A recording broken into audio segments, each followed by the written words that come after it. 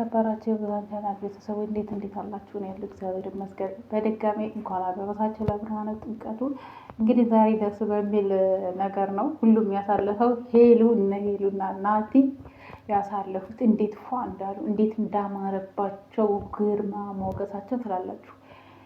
እና ውድ ቤተሰቦቼ የዛሬ ዓመት በስደት ያለነው አገራችን ገብተን እኛ የምንደሰትበት ዘመን ያምጣልን። ሀገራችን ኢትዮጵያ ሰላም አድርጎ ፍቅር፣ ደስታን፣ አንድነትን ሰጥቶን የድሮ የአባቶቻችንን ዘመን ያምጥቶልን እኛም በሀገራችን የምናከብረው ያደርገው እያልኩኝ ዛሬ እኔ በጣም ደስ ነው ያለኝ። የምሬን ነው የምላችሁ። በቃ እናቴ ከመጣ ጀምሮ ከሄሉ ጋር ከተገናኘ ጀምሮ እኔ ልነግራችሁ አልችልም። የምሬን ነው የምላችሁ። የሰው ደስታ የሚያስደስተው ያውቃል።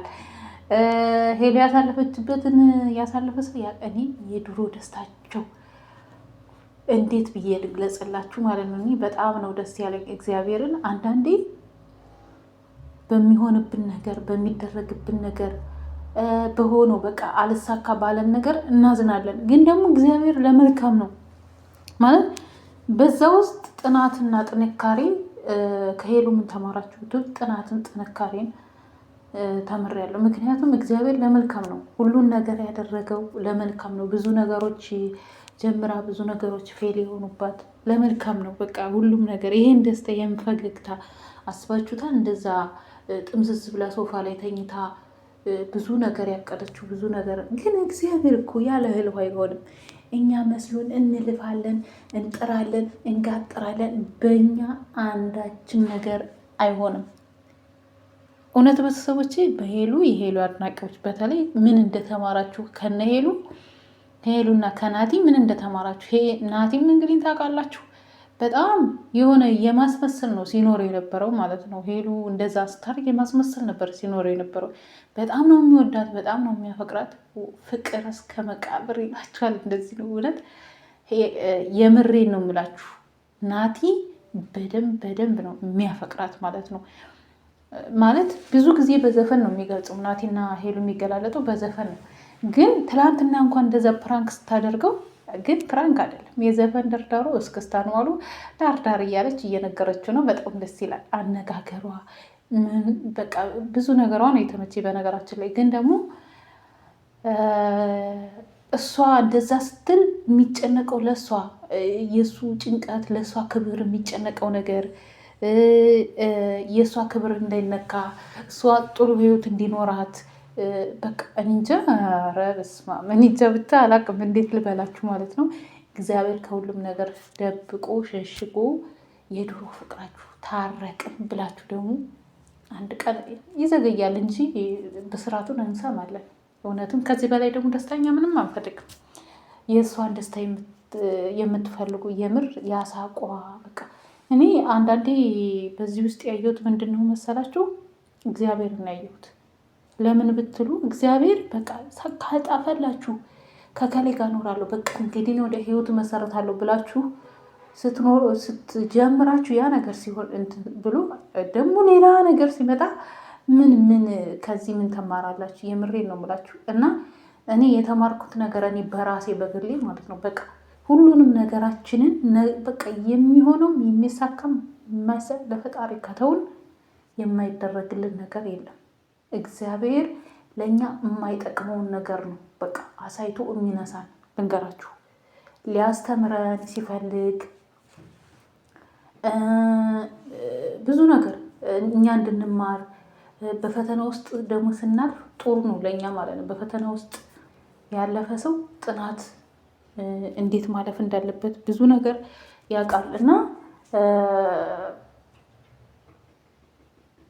እየጣፈጠም ያማረም ይሆናል በፈተና ውስጥ ያሳለፋችሁት ህይወት ማለት ነው። እና ያው ከናቲ ጋር ብዙ ጊዜ የፍቅር ጊዜ ያሳልፈዋል። ብዙ ነገር እያደረገችው ፕራንክ ስታደርገው ራሱ ለጊዜው ብሎ የሚረሳ ልጅ፣ በጣም ትዕግስት ያለው ልጅ። እኔ ፈርሃ እግዚአብሔር አለው ሲባል እሱን ነው ያየሁት።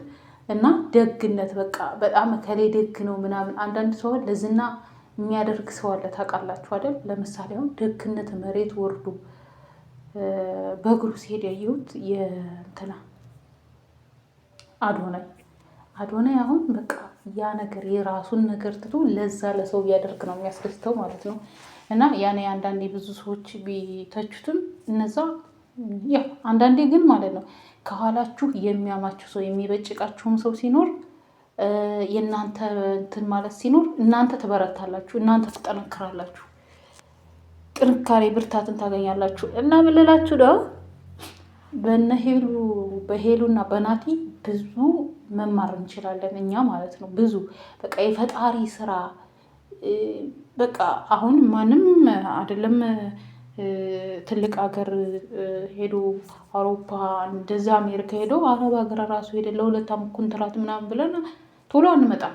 እዛም ስላችሁ እዛ ትልቅ ሀገር ነው ጥሩ ሊከፈል ይችላል። ግን ደግሞ ወረቀት መኖሪያ የሚባለው ነገር እስከሚገኝ ድረስ በጣም ከባድ ነው። ግን እግዚአብሔር ምንም የሚሳነው ነገር ስለሌለ በዚህ በተጨነቀችበት ሰዓት በቃ ሁሉም ነገር ባስጠላት ሰዓት እግዚአብሔር ደግሞ ምንም አንቺ ቆይ ተረጋጊ፣ ደስታሽ ይመለሻል ብሎ መለሰላት። እግዚአብሔር እኮ እኔ እግዚአብሔርን ነው የምላችሁ ለሌላ ነገር ሳይሆን የእውነቴን ነው የምላችሁ። የሄሉ ደስታ ስለተመለሰ በጣም ደስ ብሎኛል። እግዚአብሔር ይመስገን። እግዚአብሔር አምላክ ደግሞ ወንድሟንም የጎብኘው በአጠገቡ በዙሪያው የሚያረጉትን እመብርሃን እሷ ከስራቸው ከውዬና ከናሂ ጎን ናሂም በጣም የዋህ ልጅ ነው። እውነት ለመናገር እግዚአብሔር አረቆላቸው አብረው የሚያምር ህይወታቸውን እንዲቀጥሉ ምኞቴ ነው።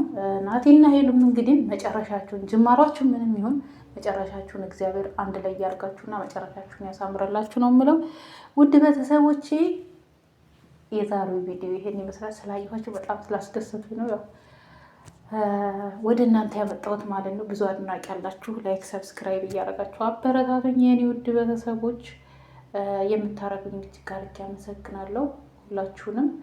እግዚአብሔር አምላክ ባለንበት ሁላችንንም ሰላማችንን ያብዛ፣ ያሰብነውን ያቀርነውን ያሳካልን ፈጣሪ አምላክ ነው የምለው። እወዳችኋለሁ። ባይ ባይ። በሌላ ቪዲዮ እስከምንገናኝ